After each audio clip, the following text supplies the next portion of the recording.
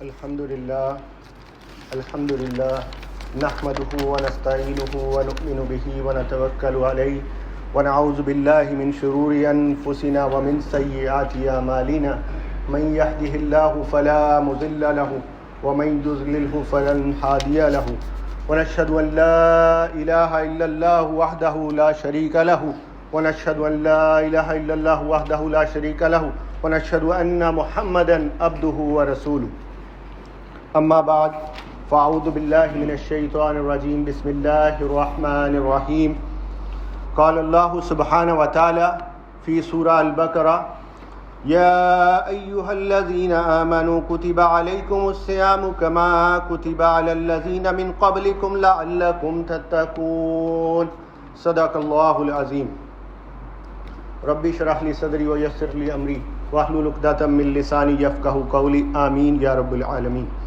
میں نے آپ لوگوں کے سامنے سورہ بقرہ کی ایک آیت کریمہ تلاوت فرمائی، جس کا مطلب ہے اللہ سبحانہ تعالیٰ ہمیں فرما رہے ہیں اے مومنو، اے ایمان والو، تم لوگوں پہ روزے فرض کیے گئے جیسا کہ تم سے پہلے لوگوں پر فرض کیے گئے۔ مقصد تاکہ تم تقوی اختیار کر سکو۔ روزے کا مقصد کیا ہے؟ تقوی حاصل کرنا۔ قرآن کریم کی سورہ بقرہ کی دوسری آیت اللہ سبحانہ تعالیٰ فرما رہے ہیں ذالک الکتاب لا ریب فیہ ھدی للمتقین۔ یہ قرآن، یہ کتاب ہدایت ہے کن لوگوں کے لیے؟ اللہ سبحانہ تعالیٰ نے یہاں پہ کنڈیشن لگا دی، صرف متقین کے لیے، اور وہاں پہ روزہ کس کام کے لیے آ رہا ہے؟ تقوی حاصل کرنے کے لیے۔ تو اگر ہم چاہتے ہیں جو کہ ہر مسلمان دن میں کم از کم 17 مرتبہ اللہ سبحانہ تعالیٰ سے دعا کرتا ہے یا اللہ ہمیں سیدھا رستہ دکھا، اہدنا الصراط المستقیم۔ اور سیدھا رستہ کیا ہے؟ اللہ سبحانہ تعالیٰ فرما رہا ہے القرآن ہی تو سیدھا رستہ ہے۔ اور وہ ہمیں کیسے پتہ چلے گا کہ ہم سیدھے رستے پہ ہیں یا غلط رستے پہ ہیں، یا ہم اس قرآن سے کیسے ہدایت کو اخذ کر سکیں گے؟ اس کے لیے شرط لازم ہے تقوی، کیونکہ اللہ سبحانہ تعالیٰ قرآن مجید میں فرماتا ہے کہ میں بہت سوں کو اسی قرآن سے گمراہ کرتا ہوں اور بہت سوں کو اسی قرآن سے ہدایت عطا فرماتا ہوں۔ اگر کوئی انسان بغیر تقوی کے، بغیر اللہ پہ یقین رکھے اس قرآن کی طرف اس کو حاصل کرنے کی کوشش کرتا ہے اور اس میں سے کوئی غلطیاں نکالنے کی کوشش کرتا ہے، جیسے ہم سب کو معلوم ہے کہ بہت سارے لوگ، بہت سارے نان مسلم اس قرآن کو صرف اس لیے پڑھتے ہیں تاکہ مسلمانوں کو بتا سکیں بھائی تمہارے قرآن میں یہ غلطی ہے، تو اللہ سبحانہ تعالیٰ ایسے لوگوں کو گمراہ کر دیتا ہے اور ان کا انجام اسی دنیا میں ہم لوگوں کے سامنے ہے۔ الحمدللہ ہم مسلمان ہیں۔ اللہ سبحانہ تعالیٰ سے سب سے پہلے دعا کیجیے اللہ سبحانہ تعالیٰ ہمیں ایمان کی دولت نصیب فرمائے، صحیح معنوں میں جس کو ایمان کہا جاتا ہے وہ عطا فرمائے۔ نبی کریم صلی اللہ علیہ وآلہ وسلم کی حدیث ہے جس کا مفہوم ہے کہ نبی کریم صلی اللہ علیہ وآلہ وسلم جب رجب سٹارٹ ہو جاتا تب سے ہی دعائیں مانگا کرتے تھے، اللہم بارک لنا رجب و شعبان و بلغنا رمضان۔ سب سے پہلے دعا کر لیجئے یا اللہ ہمیں اس رمضان تک لے جا خیر و عافیت سے، کیونکہ بہت سارے لوگ جو کہ پچھلا رمضان نہ دیکھ سکے، اور بہت سے لاکھوں لوگ ہوں گے جو یہ رمضان بھی نہیں دیکھ پائیں گے حالانکہ چند دن باقی ہیں، اور اللہ سبحانہ تعالیٰ ان کو اس رمضان سے پہلے ہی اس دنیا سے لے جائے گا۔ اللہ سبحانہ تعالیٰ سب مسلمانوں کو اس رمضان سے بھرپور فائدہ اٹھانے کی توفیق عطا فرمائے۔ اب اس رمضان سے ہمیں حاصل کیا کرنا ہے اور اس میں ہوتا کیا ہے؟ نبی کریم صلی اللہ علیہ وآلہ وسلم کی ایک حدیث ہے جس کا مفہوم ہے کہ رمضان المبارک کی پہلی رات جنت کے دروازے کھول دیے جاتے ہیں، جہنم کے دروازے بند کر دیے جاتے ہیں اور شیطان کو زنجیروں میں جکڑ دیا جاتا ہے۔ جب اللہ سبحانہ تعالیٰ شیطان کو زنجیروں میں جکڑ دیتے ہیں اور اس کے باوجود بھی اگر ہم رمضان سے فائدہ نہیں اٹھا سکتے تو یہ سراسر کوتاہی، غلطی کس کی ہے؟ یہ ہمارے اپنے نفس کی ہے۔ تو ہمیں یہ جو چند دن باقی ہیں اس سے پہلے اپنے آپ کو رمضان کے لیے تیار کرنا ہے کہ کیسے ہم نے رمضان گزارنا ہے۔ جیسے کوئی بھی کام ہم اس دنیا میں کرتے ہیں تو اس سے پہلے ہم تیاری کرتے ہیں اگر کسی نے کسی جگہ پہ سفر کرنا ہے تو اس کے لیے بیگ پیک کرے گا، کسی جگہ پہ جانے کے لیے اس کے لیے ٹکٹ خریدے گا وغیرہ وغیرہ. تو اسی طرح سے یہ بابرکت مہینہ جو ہمارے پاس آ رہا ہے، جس کے بارے میں شاہ ولی اللہ رحمۃ اللہ علیہ فرماتے ہیں کہ اس مہینے کو جو نسبت دریا کو سمندر سے ہے وہ بھی نہیں ہے، اس سے بھی کئی گنا زیادہ ہے.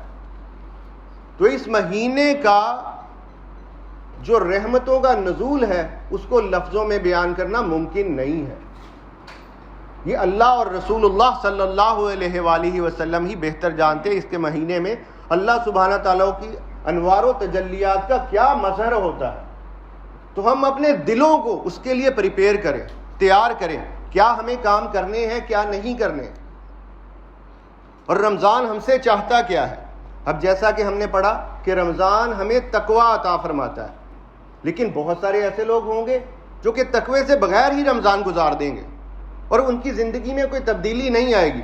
ابھی سے آج سے تہیہ کرنے کہ یہ رمضان ہم نے پہلے کے رمضانوں کی طرح نہیں گزارنا، اس پہ ہم نے اللہ سے کچھ مانگنا ہے، اپنی زندگی میں تبدیلی لانی ہے، کیونکہ اللہ سبحانہ و تعالیٰ کو ہماری کوئی ضرورت نہیں ہے، لیکن ہر مسلمان کو اور نان مسلم کو اللہ کی ضرورت ہے، اس دنیا میں بھی اور آخرت میں بھی.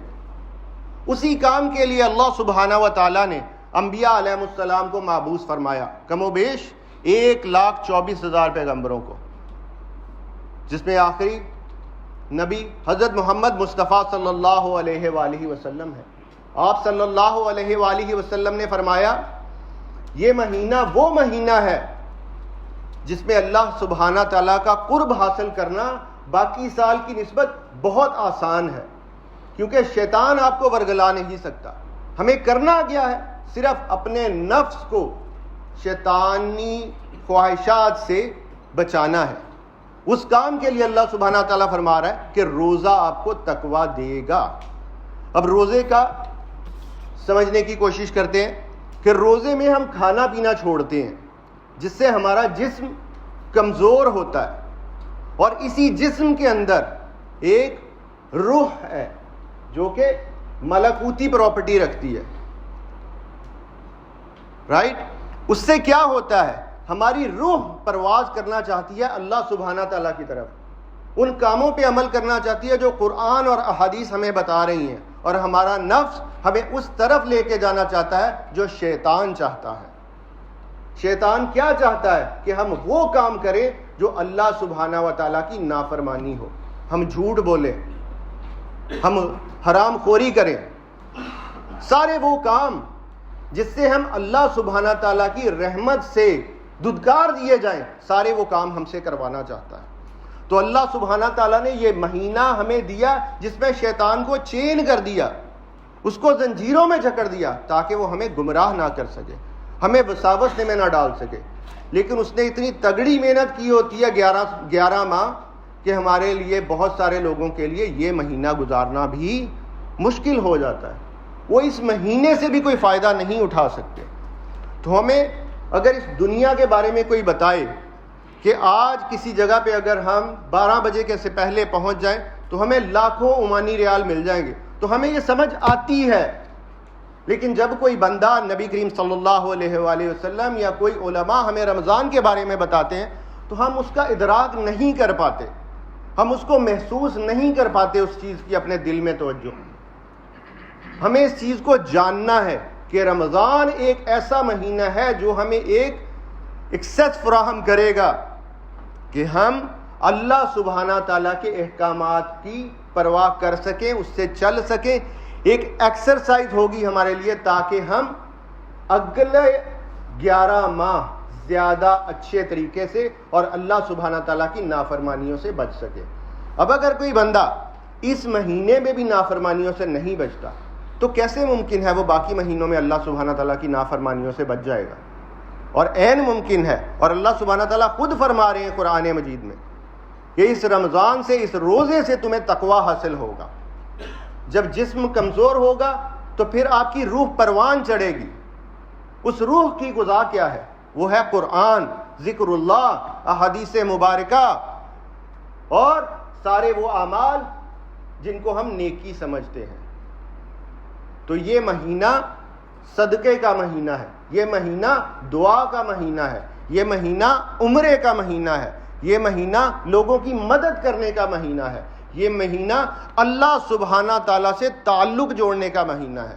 اگر کوئی بندہ اللہ سے تعلق جوڑنا چاہتا ہے اور 11 ماہ میں وہ جو چیز حاصل کرتا ہے، وہ چیز، وہ مقام اس مہینے کے ایک دن کیا ایک سیکنڈ میں وہ چیز حاصل کر سکتا ہے۔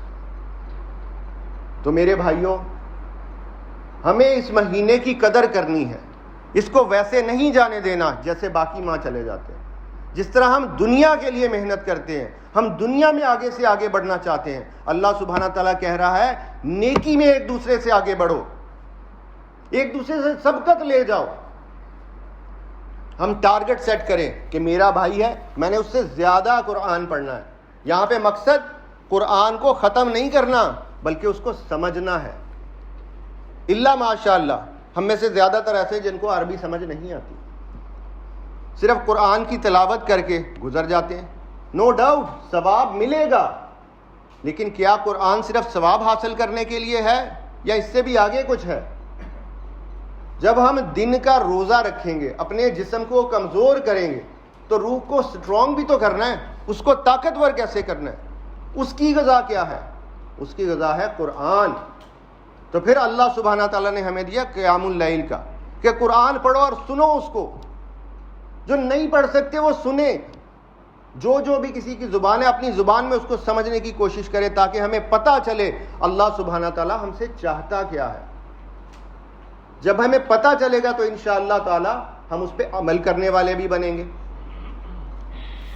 تو اللہ سبحانہ تعالیٰ نے جو ہمیں تقوی کے بارے میں بتایا، تقوی کیا ہے؟ عمر رضی اللہ تعالیٰ نے اس کی اگزامپل دی کہ آپ ایک جگہ سے گزر رہے ہیں جہاں پہ خاردار کانٹے ہیں، اور آپ نے اپنے کپڑوں کو بچا کے وہاں سے گزرنا ہے، یہ تقوی ہے۔ علی رضی اللہ تعالیٰ عنہ نے اس کی اگزامپل کیا بتائی؟ تقوی وہ چیز ہے جو اللہ سبحانہ تعالیٰ کی نافرمانی سے آپ کو بچائے اور اللہ سبحانہ تعالیٰ کی فرما برداری کی طرف لے جائے۔ آج ہمارے بہت سے لوگ اس کو ٹرانسلیٹ کرتے ہیں ڈر سے۔ ڈر کس چیز کا؟ کہ ہم اللہ سبحانہ تعالیٰ کی نافرمانی نہ کریں۔ اگر ہم اس پورے مہینے میں اللہ سبحانہ تعالیٰ کی نافرمانی سے بچیں گے، جو چیزیں حلال ہیں وہ بھی اس مہینے میں اللہ سبحانہ تعالیٰ نے ہمارے لیے بند کر دی، کہ حلال رزق پڑا ہوا ہے، ہم نہیں کھا سکتے، بیوی موجود ہے لیکن ہم تعلق نہیں قائم کر سکتے۔ کیوں؟ اللہ سبحانہ تعالیٰ نے ہمیں روکا تاکہ ہم اپنے نفس کو کنٹرول کر سکیں۔ یہ مہینہ اپنے نفس کو کنٹرول کرنے کا ہے، جس سے ہمیں تقویت ملے کہ اپنی نفسانی خواہشات کو کیسے کنٹرول کرنا ہے، جس میں ساری وہ چیزیں آ جاتی ہیں جو اس مٹی سے جڑی ہوئی ہیں، کیونکہ ہمارا جسم اسی مٹی سے بنا ہوا ہے، اور روح امر ربی سے ہے، اس کی خوراک قرآن ہے۔ تو اگر ہم دن کا روزہ رکھیں گے اور راتوں کو اٹھ کے قرآن نہیں پڑھیں گے تو کیا ہم اپنی روح کو سٹرونگ کر پائیں گے؟ کیسے؟ اس کو بھی تو ہمیں خوراک دینی ہے، اس کو بھی تو اس کی غذا دینی ہے۔ اگر ہم اس کو اس کی غذا نہیں دیں گے تو اس روزے سے ہمیں حاصل کیا ہوگا؟ اللہ سبحانہ تعالیٰ کے نبی حضرت محمد مصطفیٰ صلی اللہ علیہ وآلہ وسلم نے فرمایا، بہت سے روزے دار ان کو بھوک اور پیاس کے علاوہ اس روزے سے کچھ نہیں ملتا۔ ہم محنت بھی کریں، روزہ بھی رکھیں اور ہمیں حاصل کچھ نہ ہو، کیا کوئی ایسی مزدوری کرنا چاہے گا جس کو پتا ہو شام کو مجھے مزدوری نہیں ملنی؟ وی آر ویری اسمارٹ ان دنیا، ہم میں سے کوئی بھی نہیں چاہے گا یہ کام کرنا، تو ہم روزے کے لیے یہ کیوں کرنا چاہتے ہیں؟ تو ہمیں ہر اس کام سے بچنا ہے جس سے اللہ سبحانہ تعالیٰ نے رکنے کو کہا ہے روزے کے بارے میں۔ تو اس کے مسائل کو سیکھیے تاکہ ہمیں پتہ ہو رمضان سے پہلے کہ کیا کن کن چیزوں سے روزہ نہیں رہتا، روزہ ٹوٹ جاتا ہے، اور کیا روزہ رکھنے کے بعد ہمیں سو کے دن گزار دینا ہے۔ اور جس طرح احادیث مبارکہ میں آتا ہے، اللہ سبحانہ تعالیٰ اس مہینے میں رزق کو بڑھا دیتے ہیں۔ تو بہت سارے بھائی ہمارے کہتے ہیں بھائی اللہ تعالیٰ نے رزق دیا تو افطاری اچھی طرح کرنی چاہیے۔ تو روزے کا مقصد پھر کیا ہے؟ اگر ہم افطاری ویسے کریں گے جیسے ہم عام دنوں میں کھاتے ہیں یا اس سے بھی زیادہ کھائیں گے اور 20 ڈشز ہمارے سامنے ہوں گی. اللہ سبحانہ تعالیٰ نے تو عیش سے منع فرمایا. اگر عیش کسی کو کرنی ہوتی یا کسی کو ملتی تو کس کو ملتی؟ ہمارے اور آپ کے آقا حضرت محمد مصطفیٰ صلی اللہ علیہ وآلہ وسلم کو، جن کے گھر پہ جب وہ اس دنیا سے تشریف لے کے گئے چند دینار کے علاوہ کچھ بھی نہیں تھا. اور آج ہم اپنے گریبانوں میں دیکھیں، اپنے گھروں میں دیکھیں، ہمارے پاس اس سے کئی گنا زیادہ ہے. تو میرے بھائیوں، سوچنا ہے، اس کے لیے تیاری کرنی ہے اور تقوی حاصل کرنا ہے. اب روزہ جب ہم افطار کرتے ہیں اس کے کچھ آداب ہیں، خوراک کے کچھ آداب ہیں، جس کو علماء اکرام نے، امام غزالی نے آگے ڈیفرینشیٹ کیا ہے کہ ایک تو اس کی ٹائپ ہے کہ ہم حلال اور حرام کی پرواہ کریں، دوسرا غذا کے وقت کا ہم متعین کریں. الحمدللہ رمضان میں یہ دونوں چیزیں ہماری خود بخود ایڈجسٹ ہو جاتی ہیں. جو روزہ رکھے گا وہ حرام تو نہیں کھائے گا، حلال سے روزہ کھولے گا، اور وقت کا بھی ہمیں سحری کا پتہ ہے، افطاری کا پتہ ہے، اسی ٹائم کریں. لیکن مقدار اور اقسام، اس کے بارے میں ہمیں توجہ کرنی ہے. اگر ایک مسلمان سارا دن روزہ رکھتا ہے اور شام کو افطاری کرتا ہے ڈھیر ساری خوراک سے، تو کیا وہ رات کو اٹھ پائے گا؟ کیا وہ رات کو اللہ کی عبادت کے لیے کھڑا ہو پائے گا؟ کیا وہ تراویح اور تہجد پڑھ پائے گا؟ کیا جو تجلیات و انوار کے لیے اللہ سبحانہ تعالیٰ ہمارے دل کو پریپیئر کرنا چاہتا ہے، کیا وہ ہمیں مل پائیں گی؟ اگر ہم نے سارا دن صرف بھوک پیاس ہی کرنی تھی تو رمضان میں ہی کیوں، کسی اور مہینے میں کر لیتا، اللہ سبحانہ تعالیٰ کیا دیتا. تو اللہ سبحانہ تعالیٰ نے اس کے لیے سورہ بقرہ میں فرمایا شہر الرمضان الذی انزل فیہ القرآن ھدی للناس وبینات من الھدی والفرقان. یہ وہ مہینہ ہے جس میں اللہ سبحانہ تعالیٰ نے قرآن کو نازل فرمایا آسمان دنیا پہ، اور پھر رفتہ رفتہ آپ صلی اللہ علیہ وآلہ وسلم پہ. اور وہ قرآن کیا ہے؟ حق اور باطل کو بالکل کلیئر کرنے والا ہے، تاکہ اس میں کوئی مغالطہ نہ رہے. تو یہ رمضان ہمیں قرآن سے جڑنے کا مہینہ ہے. اب وہ لوگ جو نہیں پڑھ سکتے وہ سن لے، جن لوگوں کو کوئی زبان نہیں آتی، کوئی تفسیر نہیں پڑھ سکتا، تو ان لوگوں کے پاس جائیے جن کو پتہ ہے، ان سے سن لیجئے، ان سے پڑھ لیجئے. جیسے یہاں پہ ساتھیوں نے ایک حلقہ بنا رکھا ہے تو جس میں دین کو سمجھنے اور سمجھانے کی بات ہوتی ہے، تو اس میں آپ بھی جڑیے، آپ کو بھی کچھ سیکھنے کا موقع ملے.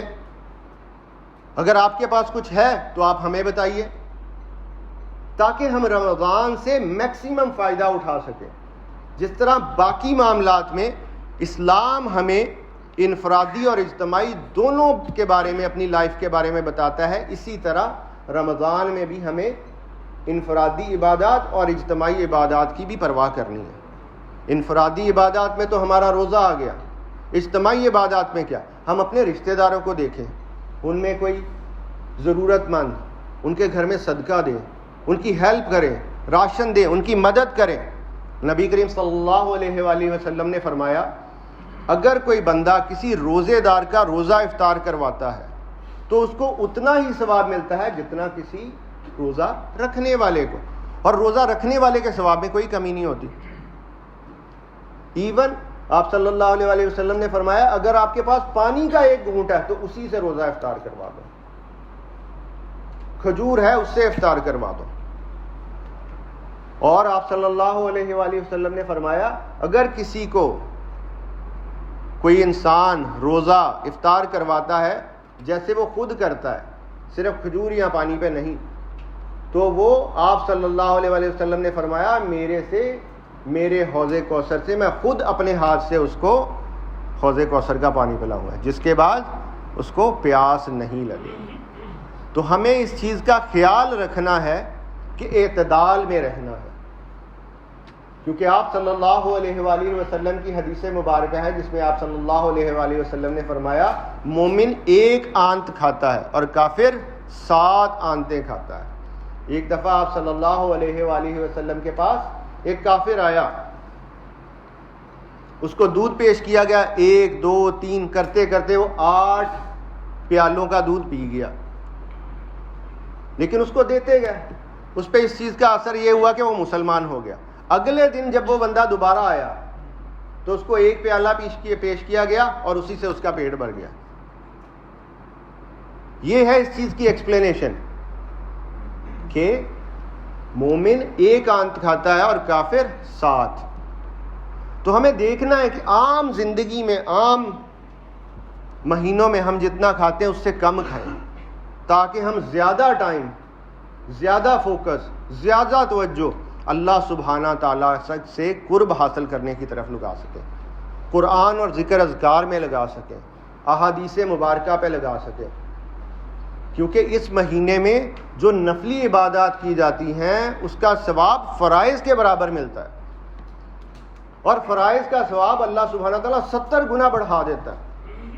تو اگر ہم میں سے کسی کی کوئی نمازیں قضا رہ گئی ہیں ان کو پورا کیجیے، اپنا معمول بنائیے کہ جتنا ہم قرآن ہر روز پڑھتے ہیں رمضان کے علاوہ اس سے زیادہ کیجیے، تاکہ ہم اس رمضان سے میکسیمم فائدہ اٹھا سکیں، کیونکہ یہ مہینہ اللہ سبحانہ تعالیٰ کا مہینہ ہے۔ اللہ سبحانہ تعالیٰ چاہتا ہے کہ میرا بندہ میرے سے مانگے، اس مانگنے میں آپ کچھ بھی مانگ سکتے ہیں اللہ سبحانہ تعالیٰ سے۔ اللہ سبحانہ تعالیٰ سے باتیں کیجئے، بے تکلف ہو کے اللہ سے مانگیے، بدتمیزی نہیں، بے تکلفی، جس طرح بچہ ماں سے مانگتا ہے مچل مچل کے، ویسے مانگیے اللہ سے، مانگ کے تو دیکھیے۔ ایمان مانگیے، دنیا اور آخرت مانگیے، اپنی اولادیں تا قیامت مسلمان ہونے کے لیے دعائیں مانگیے، اس امت کے لیے دعائیں مانگیے جو آج بکھری پڑی ہے۔ اللہ سبحانہ تعالیٰ ہم سب کو مسلمان بننے کی، صحیح معنوں میں ایک امت بننے کی توفیق عطا فرمائے۔ ذرا سوچئے کہ اگر یہ اتنا بابرکت مہینہ ہمارے پاس آیا اور ہم اس میں سے کچھ حاصل نہ کر پائیں تو یہ سراسر غلطی اور کوتاہی ہماری اپنی ہے۔ اللہ سبحانہ تعالیٰ نے تو لوٹ سے لگا دی، لے لو جو لینا ہے۔ اب یہ ہمارے پہ ہے کہ ہم اپنے دل کو رمضان آنے سے پہلے ہی پریپیئر کریں کہ ہم وہ انوار و تجلیات کو اپنے دلوں پہ محسوس کر سکیں۔ اگر ہمارے کسی بھائی کے ساتھ، دوست کے ساتھ، رشتہ دار کے ساتھ تعلق خراب ہے، ہمارے دل میں کوئی اس کے لیے برے خیالات ہیں، تو وہ اپنے تعلقات کو صحیح کیجیے، کیونکہ اس مہینے میں ایک رات ایسی آنے والی ہے جو 1000 مہینوں سے بہتر ہے۔ تو اس میں اگر کسی بندے کا دل کسی دوسرے مسلمان کے دل کے بارے میں صاف نہیں ہوگا تو اس کو وہ برکات نہیں مل سکتی۔ تو اپنے دلوں کو صاف کیجیے۔ اگر آپ سے کوئی غلطی ہوئی ہے تو معافی مانگیے، اگر کسی اور سے ہوئی ہے اس کو معاف کر دیجیے۔ کہیں ایسا نہ ہو کہ ہم بھی اس شعر کے مصداق بنے، اس آرزو کے باغ میں اب نہ کوئی پھول، اب کے بھی دن بہار کے یوں ہی گزر گئے۔ تو یہ بہار کا مہینہ آنے والا ہے، نیکیوں کی بہار۔ اگر کوئی لوگ عمرے پہ جانا چاہتے ہیں تو اس کے لیے پلان کیجئے، کیونکہ نبی کریم صلی اللہ علیہ وآلہ وسلم نے فرمایا رمضان المبارک میں عمرہ ایسے ہے جیسے کسی بندے نے میرے ساتھ حج کیا۔ اور اگر کوئی یہ نہیں افورڈ کر سکتا تو اس کے لیے بھی آپ صلی اللہ علیہ وآلہ وسلم نے طریقہ بتا دیا۔ کسی کے والدین زندہ ہیں، ان کی زیارت کیجئے، مقبول عمرے کا ثواب یہیں پہ مل گیا۔ اگر زندہ نہیں ہے، اشراق کے نوافل پڑھیے، مقبول عمرے کا ثواب پھر مل گیا۔ اگر وہ بھی نہیں ہوتا، کم از کم دل میں نیت ہی کر لیجئے، یا اللہ میں چاہتا ہوں کرنا، یا اللہ میں تیرا قرب حاصل کرنا چاہتا ہوں، یا اللہ وہ انوار و تجلیات جو انبیاء علیہ السلام، صحابہ اکرام، تابعین، تبع تابعین، اولیاء اللہ اور جتنے بھی علماء ہیں ان پر ہوتی ہیں، یا اللہ ہمیں بھی کچھ عطا فرما۔ اللہ سے یہ نعمت مانگیے، پھر آپ دیکھیں گے آپ کے دلوں میں آپ خود محسوس کریں گے، you will feel the change. تو اللہ سبحانہ تعالیٰ سے دعا ہے کہ اللہ سبحانہ تعالیٰ جو حق کی بات کی اس کو کہنے، سننے اور سمجھنے کی توفیق عطا فرمائے، اور جو کوئی غلط بات میرے دل سے نکلی، میری زبان سے نکلی، اللہ سبحانہ تعالیٰ میرے دل سے بھی اور آپ سب کے دلوں سے بھی اس کو نکال دے، اور ہم سب کو اس دین متین جو حضرت محمد مصطفیٰ صلی اللہ علیہ وآلہ وسلم کے ذریعے ہم تک پہنچا، اس کی قدر کرنے کی، اس پہ عمل کرنے کی توفیق عطا فرمائے۔ ایک دن آنے والا ہے جب ہم اس دنیا سے چلے جائیں گے، تو اس رمضان کو ایسے گزاریے کہ جیسے یہ ہماری زندگی کا آخری رمضان ہے۔ جزاک اللہ خیر۔ پوری ویڈیو دیکھنے کا شکریہ۔ چینل سبسکرائب کرنا اور بیل آئیکن دبانا مت بھولیے گا۔ جزاک اللہ خیر۔